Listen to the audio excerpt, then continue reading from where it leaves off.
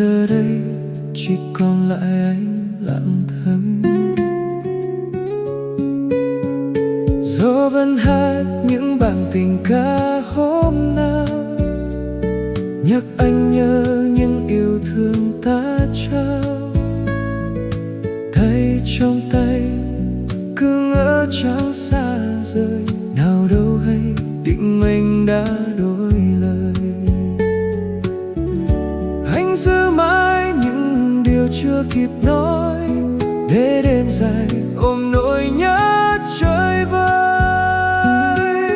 Anh đã lạc mất em nơi đó, nơi mà tim anh từng có em. Giữa dòng đời xa xôi lạc lối, chỉ còn mình anh với nỗi nhớ không tên. Anh đã lạc mất em nơi đó,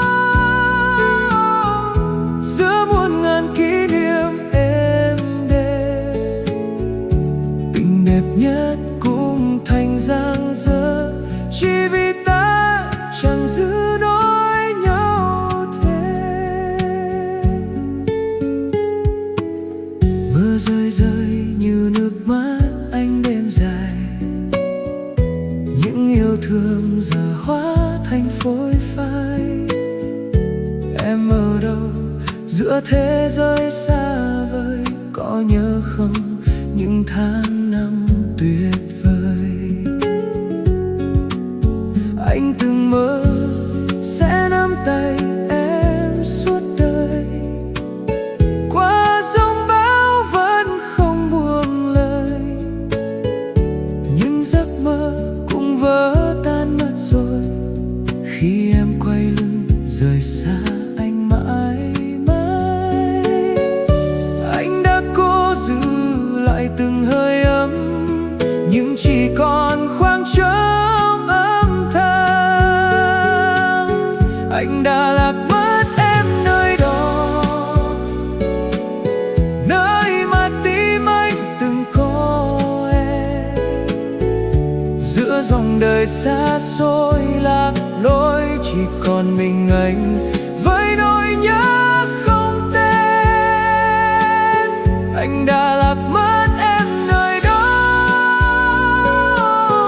giữa muôn ngàn kỷ niệm êm đềm. Tình đẹp nhất cũng thành dang dở, chỉ vì ta chẳng giữ nỗi nhau thêm. Nếu có thể quay về ngày hôm ấy, anh sẽ không để em rời xa.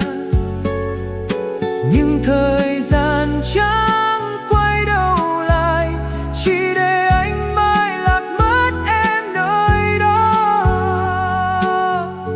Một mình anh giữa chiều hoang vắng, gọi tên em trong vô vọng.